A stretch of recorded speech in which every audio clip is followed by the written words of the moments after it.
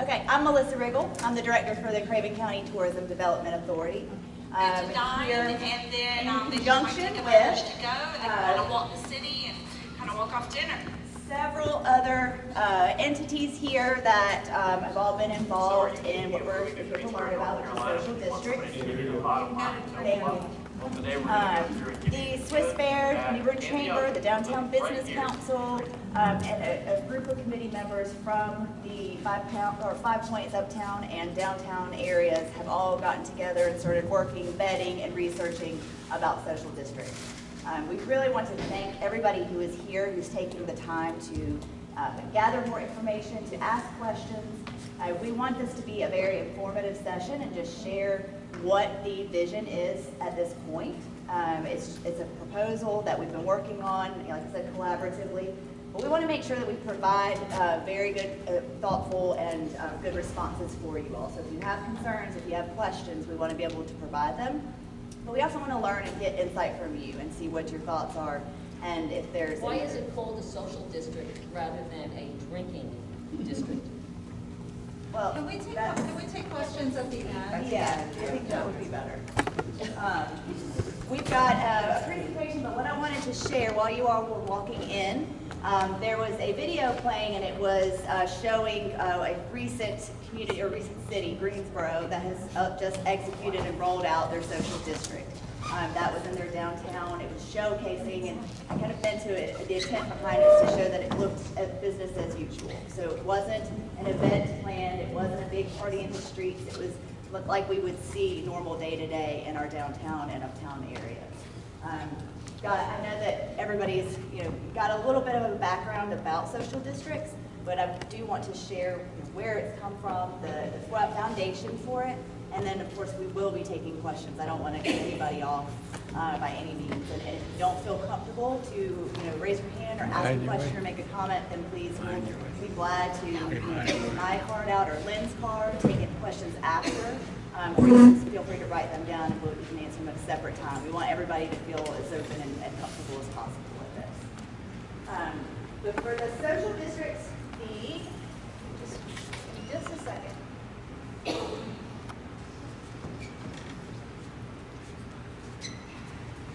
So what we have worked on thus far for our proposal is a social district that we would call Bern. The beverage, entertainment, retail neighborhoods. All of the other towns and markets that we have looked into have had similar branding or logoed or marketing around what their district is. And that's just to let the public know and let their patrons know an identifiable area or district around it. Again, this is all through committee work and the proposed vision. And I'm sorry,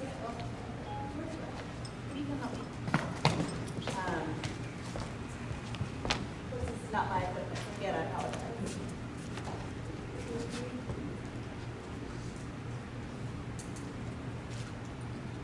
Could you say again what that is?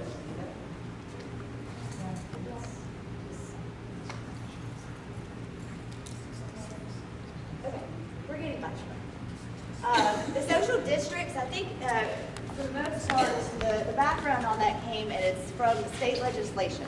It was not conceptualized by anybody here locally. That came from the state that was post-pandemic, creating incentives or creating plans to help small businesses rebound after the pandemic. It actually is from the big Bring Business Back to Downtown bill that was passed. This went into law in September. We started working on it as a committee in December. The goal for this is to not only provide just an elevated or a different experience for guests who walk around in this district, it's to keep guests in market longer. We want to keep them in our downtown, our 5 Points Uptown area. We want them here to experience what we have to offer, to take in the outside attractions and assets, to go in shops, restaurants. And the longer that they're here, the more money that they end up spending, the more interest it draws, and we can create a vibrant and a new level of experience in our downtown and uptown markets. Thank you.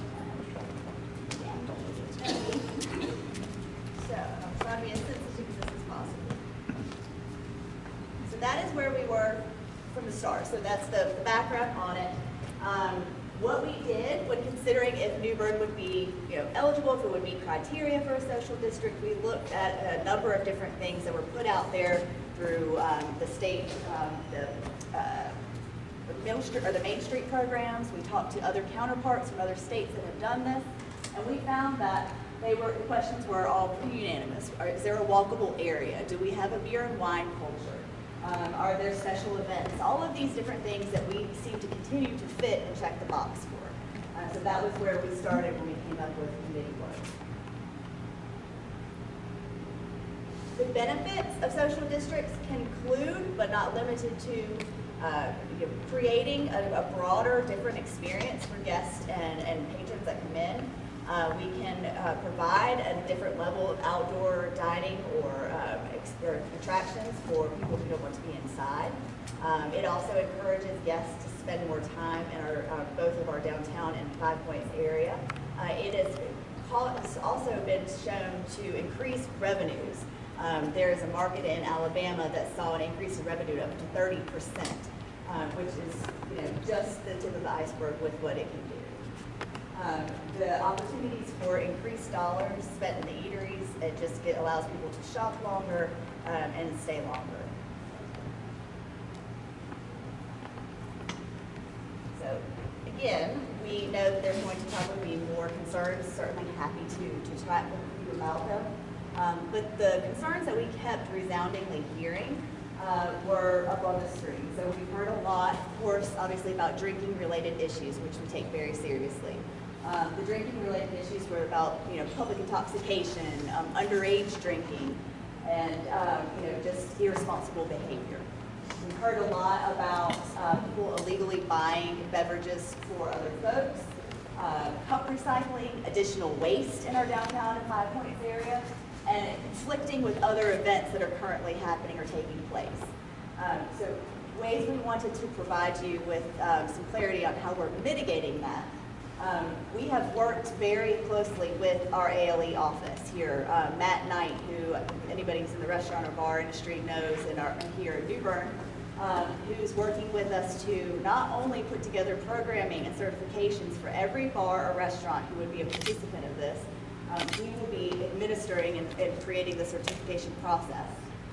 Has also agreed and will work with New Bern PD to deploy his own agents out during the rollout of this execution to ensure that there's compliance with the boundaries and that there's also not any additional criminal activity or alcohol violations of any sort.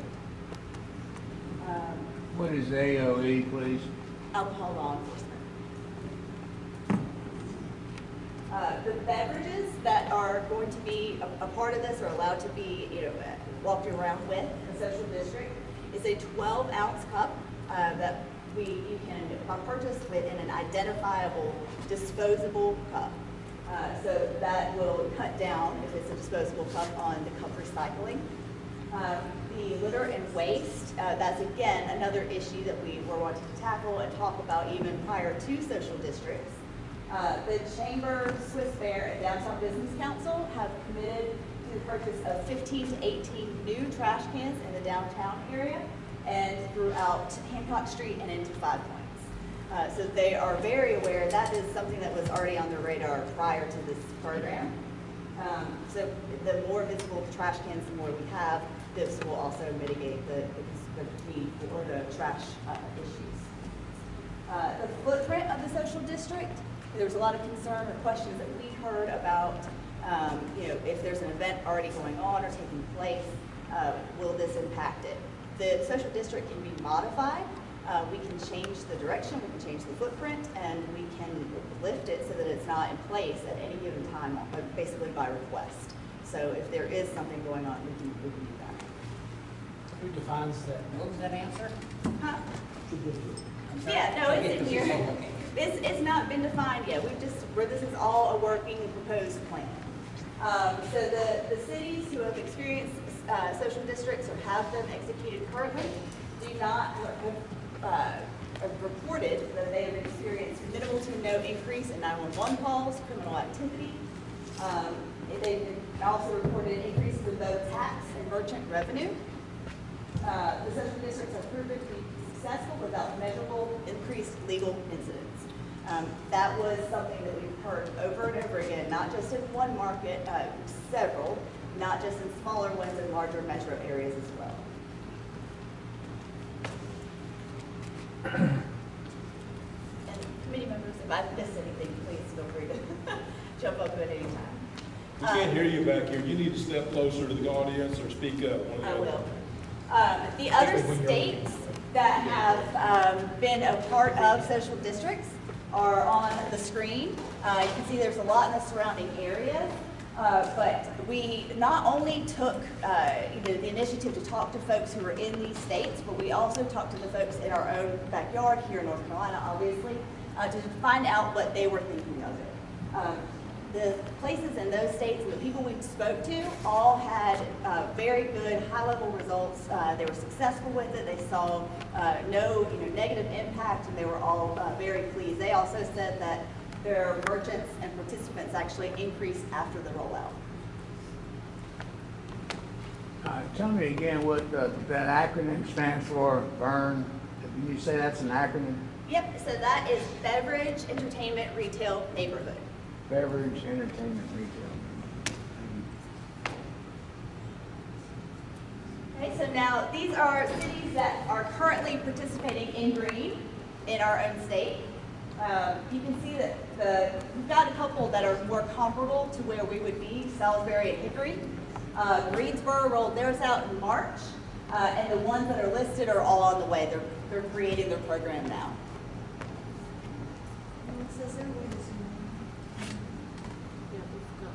Yeah.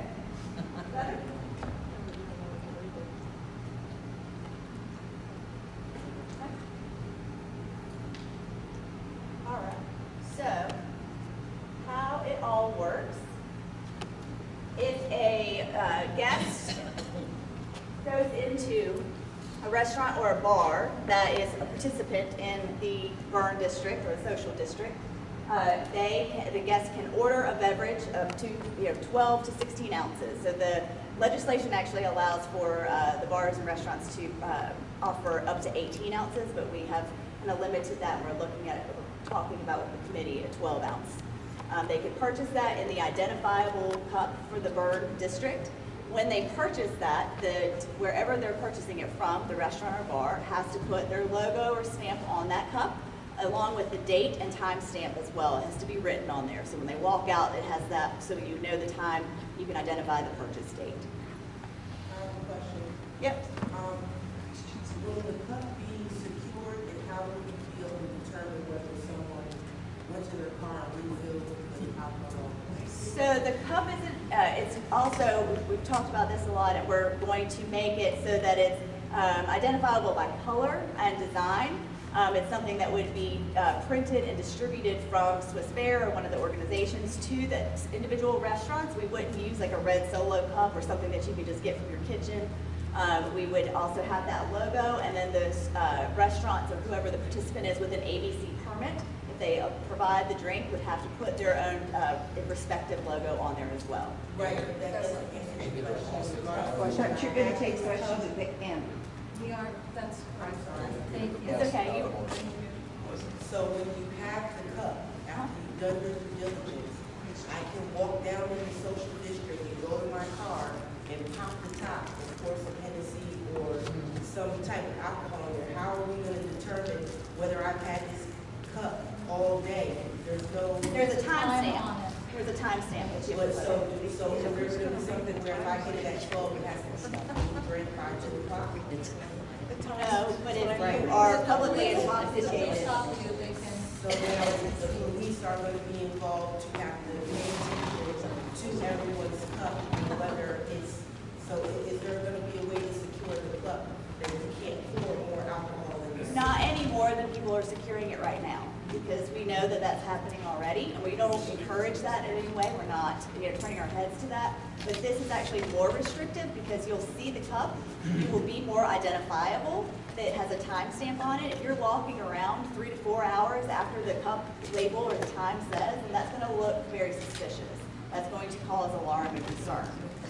The other thing is if somebody is walking around publicly intoxicated anyway, no matter what cup they're they're holding, they're going to be stopped and approached by law enforcement. I think I'd add to the that, concern is too. that it's gonna happen more Well, I'd add- now that this is a social district, and it's going to be more that we can be possibly intoxicated walking down the streets and then the byways. We could be, but there's also still the law and the accountability on the restaurant and bar owners to not overserve patrons.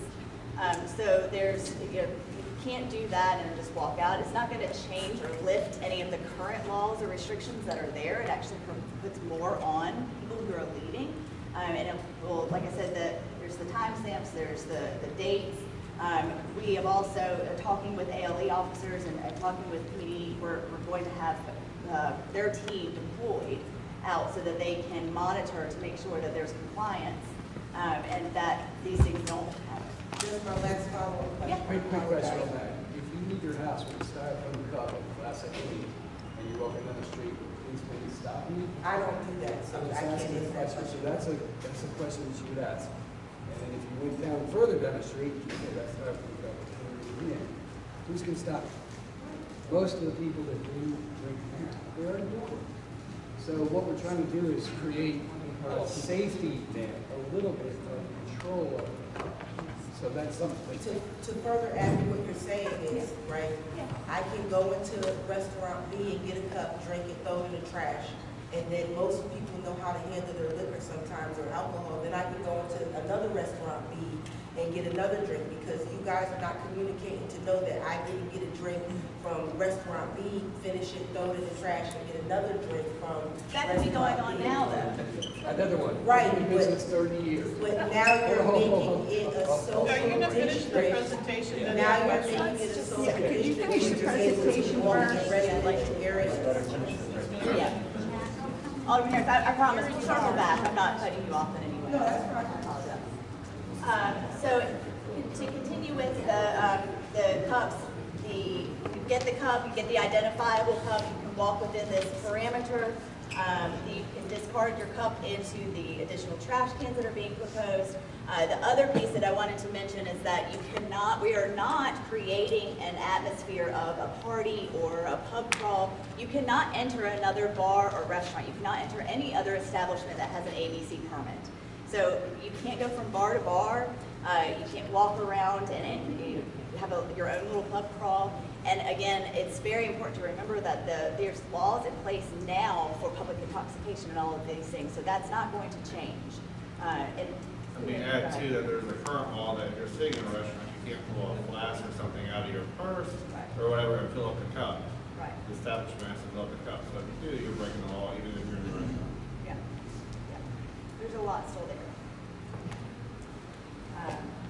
The rules and regulations that have been discussed and we're proposing that once you receive your official Bern cup from the restaurant or bar, visitors are allowed to stroll within this footprint of the district between noon and 9. That was, at a time that was very easy to remember. The other piece that we were, when talking with other associates and other members of chambers and Swiss Bears that were doing this in other districts, they found that the most concise, the easiest, and the most straightforward rules and regs to offer folks so that it creates as little confusion as possible. If we started changing the days up or the times, that's where people come in and they've done this one day and then can't take advantage or to participate the next day. It creates that confusion, that level of confusion. So we wanted to be as concise with it as possible and offer it for 7 days, 7 days a week from noon to 9. 7 days a week. The decals that you're seeing that are associated with the Bern, that's the logo that was proposed from the committee. We want to use that as a brand so that people who are participating in this, whether it is the restaurant or bar, can promptly hold or display a decal in their front window or at their door so people know if they are one of those restaurants so that they can go and order a drink from. If you're a merchant who is okay with allowing food and beverage now into your establishments or your stores, and you want to continue to be a part of this, you could get one that has beverage friendly. And it is perfectly okay, because we know there's a lot of people that have merchants or merchants that do not allow this and do not want that, and that's completely understandable. So it would just continue. If you don't allow it now, then you do not have to participate. There's nothing requiring any business to participate in this, whether you're a restaurant, a bar, a merchant, or an attraction. So then we can also create decals that have, not beverage friendly, just as if we would put a no food or beverage sign now, if you had that predominantly displayed in your window.